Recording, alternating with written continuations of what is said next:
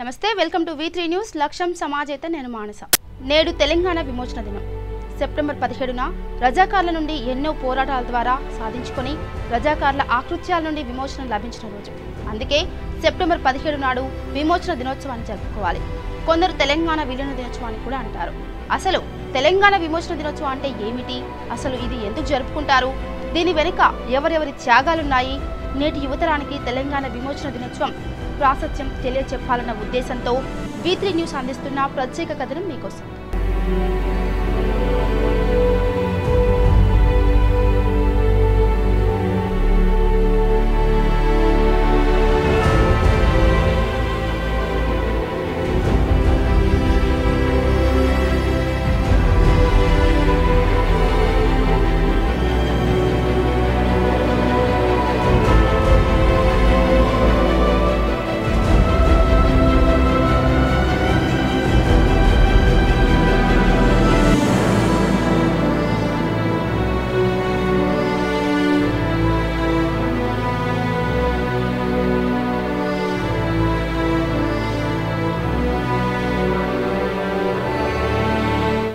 హైదరాబాద్ సంస్థానాధీశుడు 7వ నిజాం నవాబు ఉస్మాన్ అలీ ఖాన్ నుంచి విముక్తి కోసం సంస్థాన ప్రజలు 1946 నుంచి 1948 మధ్య వీరోచిత పోరాటం చేశారు దీన్నే తెలంగాణ విమోచన ఉద్యమంగా పిలుస్తారు 200 సంవత్సరాల దోపిడీ అణచివేతకు 47 సంవత్సరాల తిరుగుబాటు సాయుధ పోరాటం ఒక దశ మాత్రమే వివిధ సంఘాల పార్టీల ప్రజాస్వామికవాదుల రచయితుల ప్రజల సంఘటిత క్రమ పరిణామ పోరాటం ఇది భారతదేశానికి స్వాతంత్రం వచ్చినను నిజాం సంస్థానంలోని ప్రజలకు మాత్రం స్వాతంత్రం లేకపోవడాన్ని ఇక్కడి ప్రజలు జీర్ణించుకోలేకపోయారు దేశమంతటా స్వాతంత్రోత్సవాలతో ప్రజలు ఆనందంతో గడుపుతుండగా నిజాం సంస్థాన ప్రజలు మాత్రం నిరంకుశ బానిసత్వంతో కూలిపోయారు ఇక ఒకవైపు దేశ్ముఖ్ జాగీర్దార్ దొరల వెట్టి చాకిరిలో గ్రామీణ ప్రజానికం మగ్గిపోతుంటే మరోవైపు నిజాం అండతో రజాకార్లు చెలరేగిపోయారు ప్రజల మాన ప్రాణాలకు రక్షణ లేకుండా పోయింది గ్రామాలపై పడి ప్రజలను దోచుకొనడం మొదలుపెట్టారు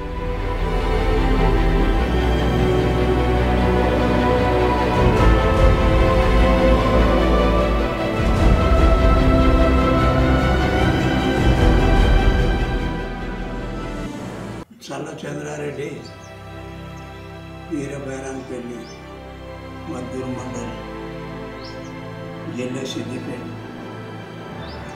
ఇప్పటికీ ఈ చరిత్ర అందరికీ తెలిసిన విషయమే బైరాన్పల్లి చరిత్ర అంటే ఒక్కరోజు 96 మంది చనిపోయిన ఏ గ్రామం లేదు ఎక్కడ కూడా లేదు కానీ చిన్న చిన్న గ్రామాలలో 10 మంది చేస్తేనేమో కొన్ని గ్రంథాలలో పుస్తకాలలో పడుతుంది కానీ ఈ బైరాన్పల్లి చరిత్ర మాత్రం 96 మంది చనిపోయినది మాత్రం లేదు రేణుకుంటలో 20 మంది చేస్తే పర్కాల్లో 20 మంది చేస్తే ఈ కుడిగట్లో 20 మంది చేస్తే వాళ్ళే వస్తాయి కానీ మా బైరాన్పల్లి చరిత్ర అనుకో ఉండదు ఏ పుస్తకంలో దేంట్లో కనబడతలేదు కాబట్టి మేము మా బతుకుదెరువు కొరకు మేము రజాకర్లతో పోరాడలే దేశ చరిత్ర ఎప్పుడైతే స్వాతంత్రం వచ్చిందో ఈ యొక్క జవహర్లాల్ నెహ్రూ గారు సర్దార్ వల్లభాయ్ పటేల్ గారు గాంధీ మహాత్ముడు ఎవరు ఈ మిలిటరీలో పనిచేశారు అయితే వీళ్ళు దేశాన్ని స్వాతంత్రం గట్ట తీసుకొచ్చిండ్రు మేము బైరాన్పల్లి మా అమరులమయ్యి ఈ దేశాన్ని వాళ్ళు దేశాన్ని కాపాడితే మేము కొన్ని జిల్లాలైనా కాపాడినాము అందుకొరకు బైరాన్పల్లి నిలబడి రజాకార్లతో మృతి చెందినాం కాబట్టి ఇప్పటికీ బైరాన్పల్లి చరిత్ర అనేది ఎక్కడ ఉపడతలేదు ఇక్కడ ఈ గ్రామానికి వచ్చి ఎవరు ఏ రాజకీయ నాయకుడు డెవలప్ చేసింది లేదు మరి ఎందరు చచ్చిండ్రు ఏం జరిగింది మీకు నష్టపరిహారం ఏంది ఎందుకొరకు చావాల్సి వచ్చింది అడిగిన వాళ్ళు లేరు అప్పుడు గ్రామం ఎట్లుందో ఇప్పుడు గట్లే ఉన్నది అంతేకాకుండా మేము కోరేది ఏంటంటే ఈ యొక్క బైరాన్పల్లి ఈ యొక్క కమ్యూనిస్టులని 1944లో పుట్టి కొన్ని పెద్ద భూస్వాములు వరంగల్ జిల్లాలో ఉన్నారు జనగాం తాలూకాలో వాళ్ళ కొంత ధాన్యమో ధనమో తెచ్చి ప్రజలకు పంచోడు చేస్తే ఈ యొక్క ముస్లింలు దాంట్లో మేము రజాకారులమని మేమెందుకు సంపాదించుకోకూడదు, 47 స్వాతంత్రం వచ్చింది, 48లో ఎట్టయినా నైజాం రాజు గద్దె దిగిపోతాడు అని వాళ్ళొక రజాకారులని ఒకటి నామధేయం వహించి ఈ యొక్క ఇక్కడ కూడా ముస్లింలు ఉన్నారు, హైదరాబాద్ నుంచి ఇక్కడ కనుక వచ్చి దోపిడీ చేసుకుంటూ ప్రజలను నష్టం చేసుకుంటూ స్త్రీలను మానభంగం చేసుకుంటూ చందాలను వసూలు చేసుకుంటూ ఆప్కార్ మామూలని ఇటువంటి చరిత్ర ఇవన్నీ చేసుకుంటూ వాళ్ళు ధనం సంపాదించుకుంటూ బైరాన్పల్లికి వస్తే మేము మాత్రం ధనం ఇయ్యము, ధాన్యం ఇయ్యము, మీకు చందాలు ఇయ్యము, మీకు ఎటువంటిది కూడా ఇయ్యము, ఇస్తే మాత్రం వాళ్ళతో మాకు ఇబ్బంది వస్తుంది, ఇక్కడ టెండర్ వేసి ఇక్కడ వాళ్ళకి సరైన సౌకర్యం దొరికింది, టెండర్ వేసి ఇక్కడ ఉన్నారు కాబట్టి మేము ఇయ్యమని అంటే అప్పుడు మా గ్రామం కొరకు బురుజు ఇప్పుడు ఎట్లయితున్నదో అప్పుడు రిపేర్ చేసుకొని బురుజు మీద ఒకటి జజ్జాయని పెట్టి ఒక నగారాన్ని పెట్టి సౌండ్ చేసుకుంటూ చుట్టూ గ్రామాలను ఈ బార్డర్ దాటి మళ్ళీ వేరే పోకుండా రజాకాలను ఆపుకుంటూ ఈ ప్రకారంగా వచ్చి ఈ యొక్క బురుజు అన్న మాకు హాతా ఇవ్వండి, మీరు చందాలు ఇవ్వకున్నారంటే బురుజు హాతా ఇవ్వమని అంటే మా మీద వాళ్ళు పూచికత్తు కట్టి బైరాన్పల్లి పక్కా కమ్యూనిస్ట్ ఉన్నదని రజాకారులు ఫస్ట్ దాడి 8 గంటలకు వచ్చి రాత్రి 4 గంటల దాంట్లో పోరాడితే వాళ్ళను వర్షంల రాళ్లతోటి బర్షీలతోటి నాటు తుపాకులతోటి వాళ్ళని తరిమి కొట్టితే వాళ్ళు ఉరుకుట్ల దుమ్మేగపడదు కానీ వాళ్ళు మాత్రం పడకుండా వెళ్ళిపోయిండ్రు. కాబట్టి రెండవసారికి ఈ యొక్క బైరాన్పల్లి పక్క కమ్యూనిస్ట్ ఉన్నది, బలం బాగుంది, ఈ వర్షంలతోటి రాళ్ళతోటి కొడుతుంటే రౌసొచ్చి పడుతుంది కానీ గయ్యమని సప్పుడు వస్తుంది, వీళ్ళ దగ్గర పెద్ద ఆధారం ఏదో ఉన్నట్టున్నది, మన నుంచి కాదని చెప్పి వాళ్ళు పరిగెడిపోయిన వాళ్ళు మళ్ళా ఈ యొక్క ఏరియాలో నాగపురి దస్తగిరి అని యొక్క కులనపేట తహసీల్దార్ అని మోత్కూరు ఎస్ఐ అని ఈ ముగ్గురు వాళ్ళు ముస్లింలు వీళ్ళకు హోదా మీద ఉన్నోళ్ళు వాళ్ళ చేతి కింద ఉన్న పోలీసులు ఈ రజాకారులను వీళ్ళందరూ కలిసి ఈ కట్ట ఒక్కటిగా చేసి బైరాన్పల్లి మీదకి దాడి జరిపారు. ఒక 4 గంటలకు ఉదయం 8 గంటలకు వచ్చి చుట్టూ రౌండప్ అమోఘమైన వటావృక్షాలు ఎక్కి రైఫిల్ బాంబులు పెట్టి ఇతర గ్రామాల నుంచి ప్రజలను రానియకుండా చేసి ఈ యొక్క గ్రామాన్ని చుట్టుముట్టి గ్రామానికి 8 గంటల నుంచి స్టార్ట్ చేసి రాత్రి 8 గంటల దాకా ఉంటే మేము మాత్రము ఇదే జడ్జాయితోటి దీంతో దాంతో వాళ్ళని రానియకుండా కొట్టి తరిమి కొట్టినాము. అంతేకాకుండా రోజు వాళ్ళు 20 మంది కనుక చనిపోయినట్టున్నది అంటే మా దగ్గర జడ్జాయితోటి కొడితే ఆ రోజు ఒక దువసాబ్ కొడుకొని చనిపోయాడు. 20-30 మందిలో ఊరవతల గడ్డేసి గడ్డి బండ పెడితే ఆ గుర్తులు మన కలపడ్డాయి, రక్తం గుర్తులు గడ్డి అనేది మధ్యరాత్రి వచ్చే శవాలను వేసుకోపోయింది. అప్పటి వరకు బ్రిటిష్ వారికి సామంతుడిగా ఉన్న హైదరాబాద్ నవాబు మీర్ ఉస్మాన్ అలీ ఖాన్ తాను కూడా స్వతంత్రుడిని అయ్యానని ప్రకటించుకున్నాడు. హైదరాబాద్ అటు ఇండియాలో ఇటు పాకిస్తాన్లో కలవదని స్వతంత్రంగా ఉంటుందని ప్రకటించాడు. కానీ సంస్థానంలోని ప్రజలు తాము భారతదేశంలో కలవాలని కోరుకున్నారు. ఆనాటి హైదరాబాద్ సంస్థానంలోని తెలంగాణ, మరాఠ్వాడ, కర్ణాటక ప్రాంతాల్లో ఇంకా ఫ్యూడల్ పాలన కొనసాగుతుంది.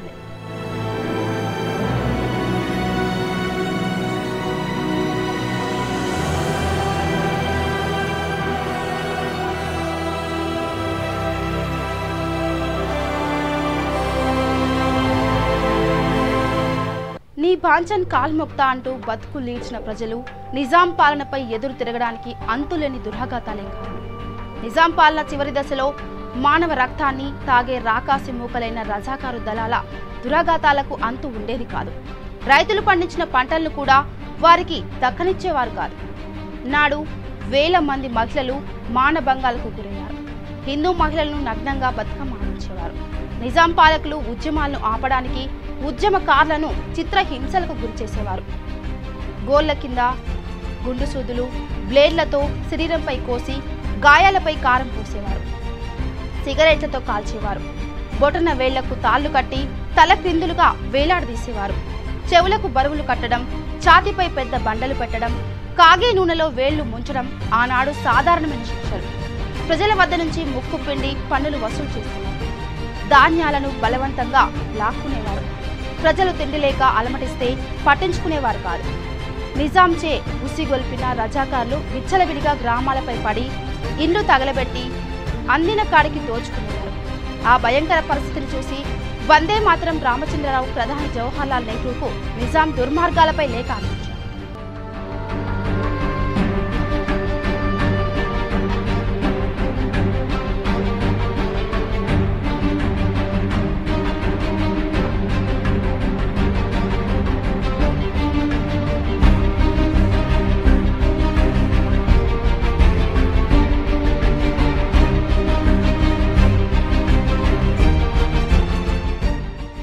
పేరు వచ్చే మా నాన్న పేరు ఐదుమల్లయ్య.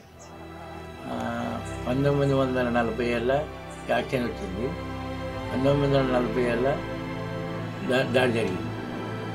జరిగినాక తుర్కలో మనకు దౌడ ఎట్లయిందంటే వాళ్ళు ఊళ్ళో పని మొత్తం సందా వసూలు చేసుకుంటూ వచ్చి వస్తుండగా మన ఊళ్ళకి వచ్చి బయటి పిల్లకి వచ్చినాక దొరవాళ్ళు పట్టేళ్ళు మా ఊళ్ళో మేము సందా ఇవ్వమని వాళ్ళని బెదిరించే వరకల్లా మేము ఏ సంగతి ఏదో చూసుకుందామని వాళ్ళు వీళ్ళు ఇద్దరికి వచ్చి వెనుక మరిగా దాడి తయారయ్యేందుకు తుర్కలు మొత్తం తయారైనాక ఓ పారి వచ్చిర్రు పొద్దుగానే వచ్చిర్రు, తరి కొట్టిర్రు ఊరోళ్ళంతా.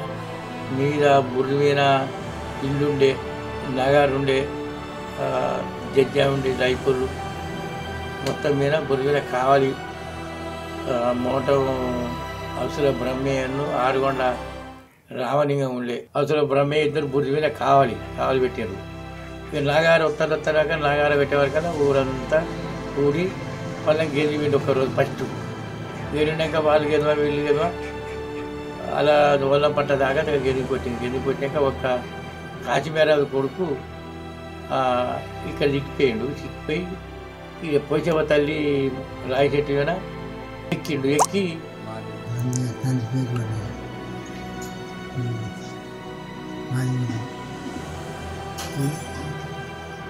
దాడి అయినప్పుడు 16 ఏళ్ళు ఉన్నాము. ఇదంతా జరిగిందంటే కట్టిన వాళ్ళు కరువులు ఎదురుగా నిలబడి కొట్టుడు వాళ్ళకి ఎదుర్కోపోదు కాబట్టి నిలబడిపోయింది వాళ్ళకి గెలిచింది.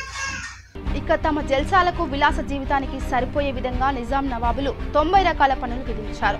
ప్రజల బతుకు అధ్వానమైంది. పన్నులు కట్టలేని పరిస్థితిలో గోళ్లు ఊడగొట్టారు. లేవీ కొలవకపోతే ఊరి మీద పడి రైతులు తినడానికి ఉంచుకున్న ధాన్యాన్ని కూడా దోచుకెళ్లిన సంఘటనలు అనేకం. ఎదిరించినందుకు బైటాన్పల్లిలో 108 మందిని కాల్చి చంపారు. నిర్మల్లో 1000 మందిని ఉరితీశారు. గాలిపిల్లిని తగలబెట్టారు. ఇలాంటి సంఘటనలు లెక్కలేనివి. శవాలను కూడా బూటు కళ్ళతో తనిన నరహంతకులు, కిరాతకులు, రచకులు. నిజాం రాజుల దృష్టిలో ప్రజలంతా బానిసలు, బానిసలు. సామాజికంగా వెట్టి అనే బానిసత్వ పద్ధతి అమల్లో ఉంటుంది. గ్యార్జన్ నేతృత్వంలోని మజ్లిస్ ఇత్తెహాదుల్ బైనుల్ ముస్లిమీన్ సంస్థ బలవంతంగా హిందువులను ముస్లిం మతంలోకి మార్పిడి చేసేది. ఎదురు తిరిగిన వారిపై అరాచకంగా ప్రవర్తించేవారు. రజాకార్ స్త్రీలను మానభంగాలకు గురిచేసి వివస్త్రాలను చేసి ఎత్తుకుపోయేవారు.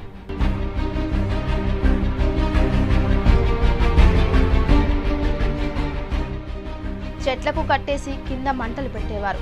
జనాన్ని వరుసగా నిలబెట్టి తుపాకులతో కాల్చేవారు.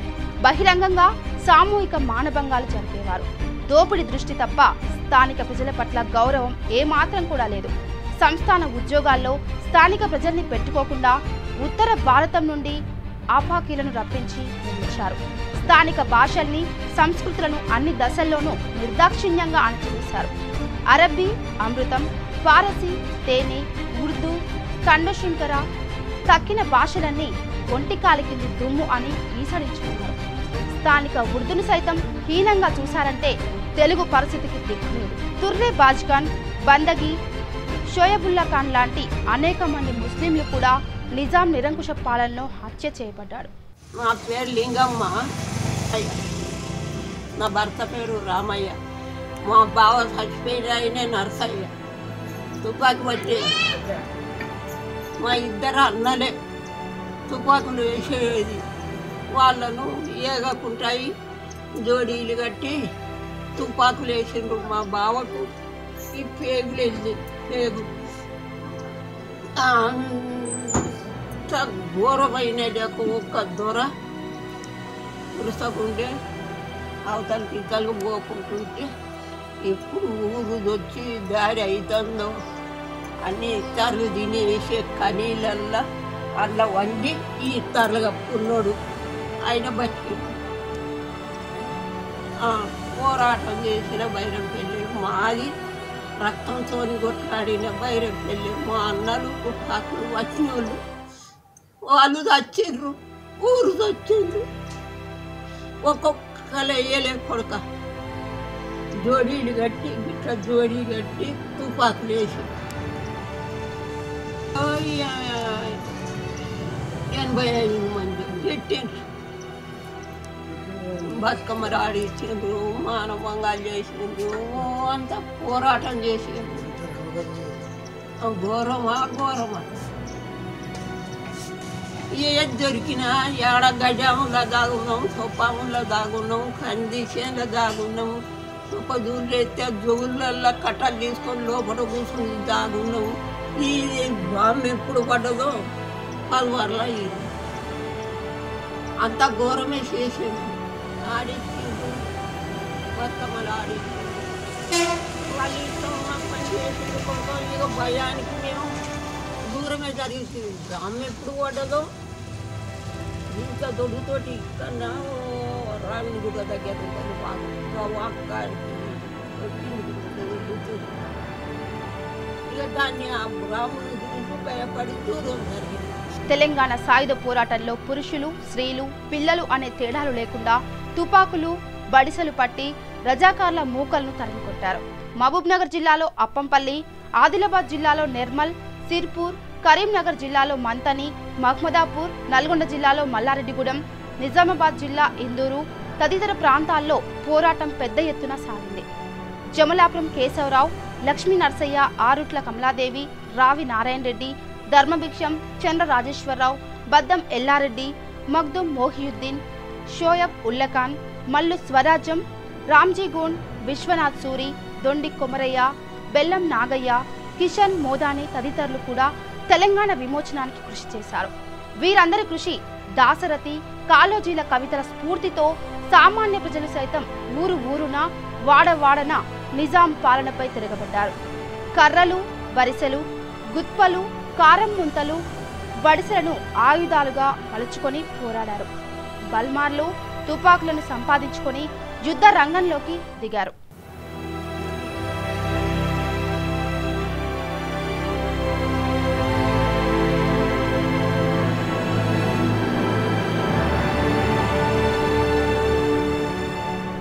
నిరంకుశ నిజాం వ్యతిరేకోద్యమంలో ఎందరో కవులు, రచయితలు ప్రముఖ పాత్ర వహించారు.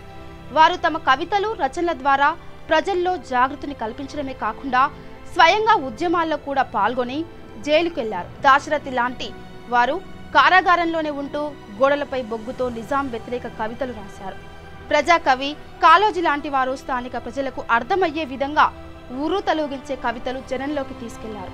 హైదరాబాద్ రాజ్యాన్ని పాలిస్తున్న 7వ నిజాం మీర్ ఉస్మాన్ అలీఖాన్ రాజ్యాన్ని సొంతం చేసుకోవడానికి విశ్వ ప్రయత్నం చేస్తూ రజాకార్లను ఉసిగొల్పాడు.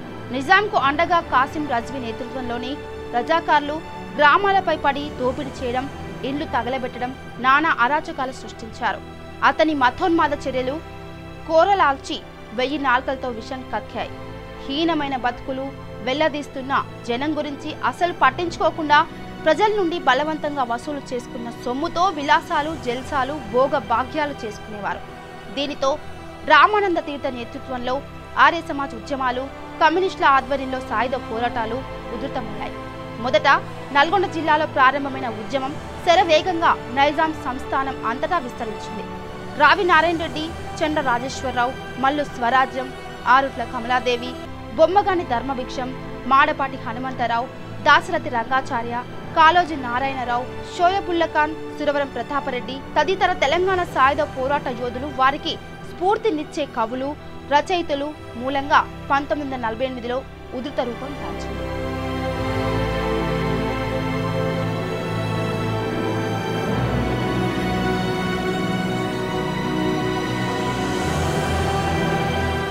దాన్ని వాళ్ళిద్దరికీ తెలియకుండా వైర్ కట్ చేసి ఈ యొక్క బైరాన్పల్లి మీదకి అణుబాంబులు, పెద్ద పెద్ద ఈ యొక్క తుపాకులు, సబ్మిషన్ గంజి, మిషన్ గంజి, బాంబులు, అవరు తోపులు, లారీలు, ఇటువంటి మెట్లు కట్టి కొట్టడానికి ఇటువంటివన్నీ పంపించి ఇక్కడ ఒక 3 క్యాంపులు పెట్టారు. లద్దనూరు, నాగపురి, ఎవరు కొలనిపేక 3 క్యాంపులు పెట్టి ఇదంతా చేసి ఈ యొక్క రాత్రి మధ్యరాత్రి వచ్చి ఊరు గేరా వేసి తెలియకుండా పండుగలు లేక రోజు నిద్ర లేకుండా ఊర్లు కాసుకుంటుంటే ఆ రోజు ఏదైనా నిద్రపోయినారు కాబట్టి ఊరవతల ఒకరిని పట్టుకుంటే వాళ్ళు సౌండ్ ఆవాజాలు చేస్తే ఆ ఆవాజతోటి, ఆ చప్పుడుతోటి వీళ్ళందరూ లేచి బురుజుల గడియలు ఉంటే బతుకుతారంటే ఆశయం పడి అందరూ ఊరికొచ్చారు. ఊరికొస్తే వాళ్ళు 8 గంటల దెబ్బలు స్టార్ట్ చేసి మళ్ళీ 9 గంటల వరకల్లా బంద్ చేసిండ్రు.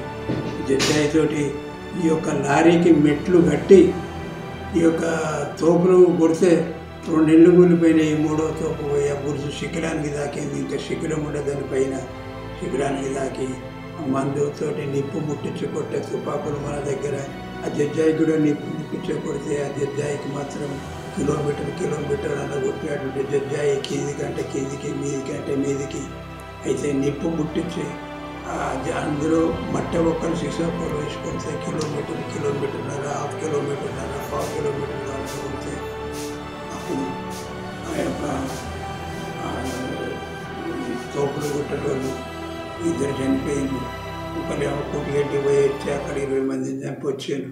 వాడు పక్క గ్రామం వల్ల పట్ల ఉన్నది.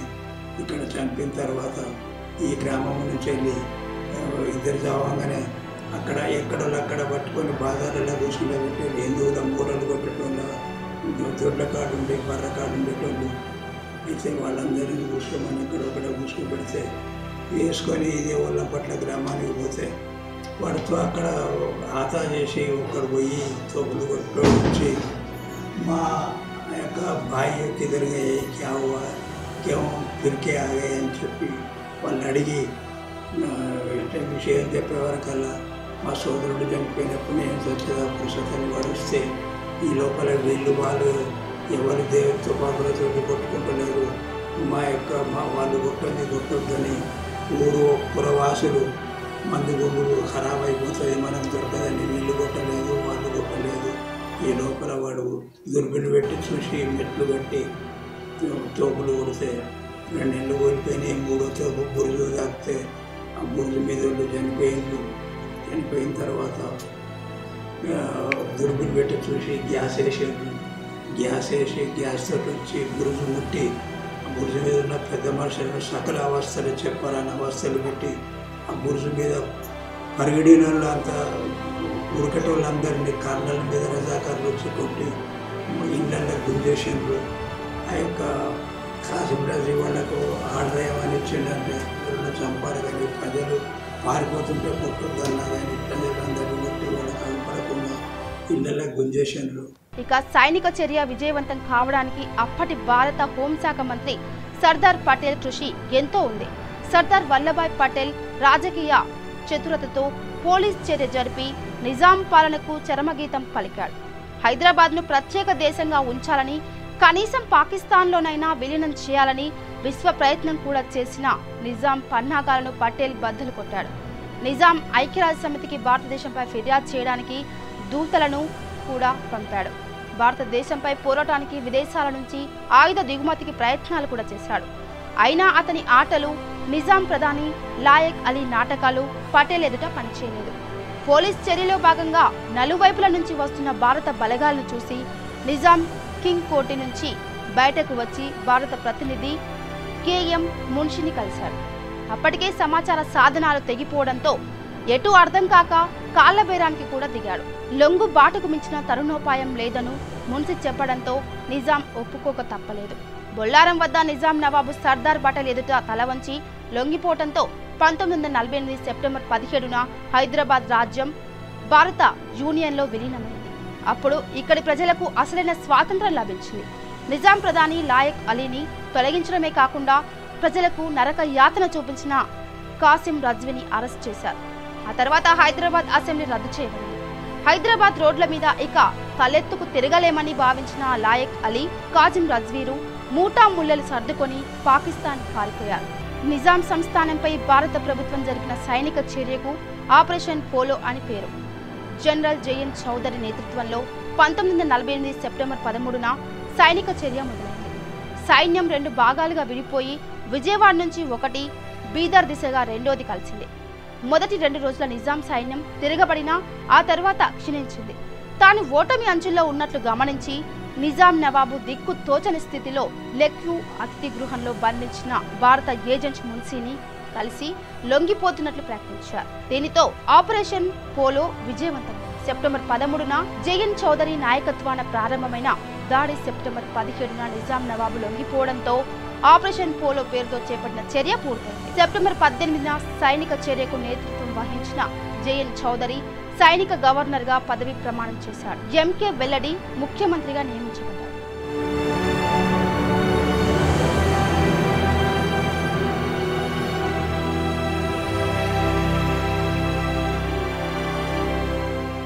ఈ బురద మీదలను మనోళ్ళే ఇదివరకు చర్యలకు ఒకసారి వచ్చి మన తుపాకులు గుర్తుకుపోయింది కదా పోలీసు అని చెప్పి వాళ్ళని బుద్ధిగరించి అరగంట రేపు బతులాడితే వాళ్ళు గురుసుకు 20-30 మంది రౌతడ్డం పెట్టుకొని ఎప్పుడు దిగుడు తీసుకురా తర్వాత రౌతుని అయితే మళ్ళీ వాళ్ళు దిగి వస్తే వాళ్ళను ఇష్టం ఉన్నట్టు ఇబ్బందులు పెట్టి ఒక లెక్కలు కట్టి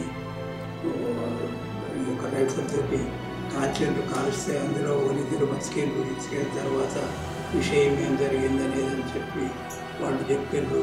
దెబ్బలు కొట్టుకుందని విడిచిపెట్టిన వాళ్ళు విషయం ఏంటంటే ఇటువంటి చరిత్ర వీళ్ళు ఇట్లా కొట్టిండు, వాళ్ళు అట్లా కొట్టిండు, వాళ్ళు చనిపోయిండు, వీళ్ళని ఇట్లా లెక్కలు కొట్టిండు చెప్తే మాకు తెలిసిపోయింది. కాబట్టి అప్పటికి నేను పార్టీలో పనిచేస్తున్నా.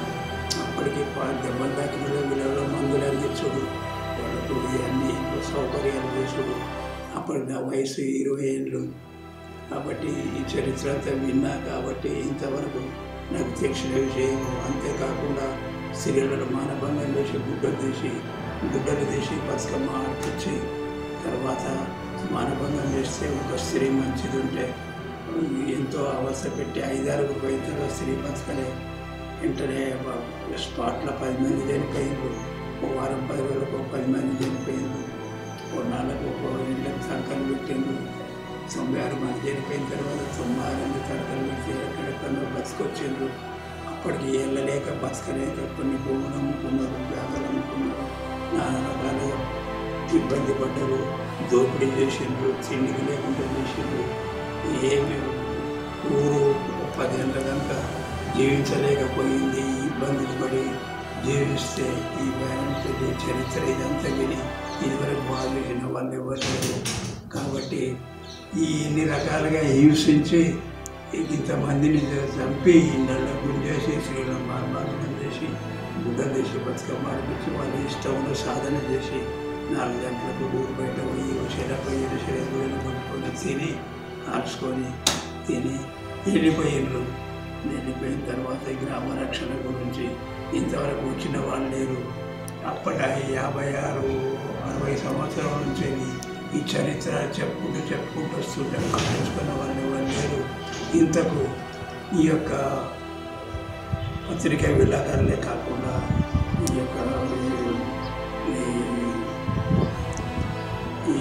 ఇదే ఫోన్ ద్వారా ఇటువంటి వాళ్ళు వీళ్ళందరూ వచ్చి వినిపోవడమే కానీ వీళ్ళతో సాధ్యమైంది కాదు.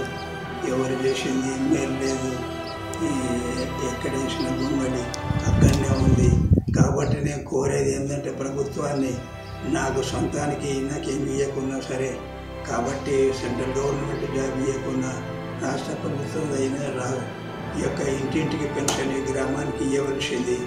రెండవది చిరకాలం పేరుండేట్టు ఒక 10-20 గుంటల భూమి తీసుకొని రోడ్డు పక్కకు తీసుకొని ఒకటి ఎత్తైన స్తూపం కట్టి అమరుల యొక్క పేర్లు లిఖితం చేసి శిలాపలకలు పెట్టి చేస్తే బాగుంటుంది. ఒక ఆంధ్ర భవన కట్టిస్తే ఎల్లకాలం స్థిరస్థాయి పేరుంటుంది. అంతేకాకుండా సమర ధామము కట్టిన బాగానే ఉంటుంది. కాబట్టి నా యొక్క కోరిక ఇది. నా సొంతానికి నాకు ఇల్లు కట్టి మంటలేను. నా వయసు కింద అయిపోయింది. ఇంకో సంవత్సరం అయితే జీవిస్తున్నాం లేదు. కాబట్టి నా మొర ఆలకించి ఇక పత్రిక విలేకరులైనా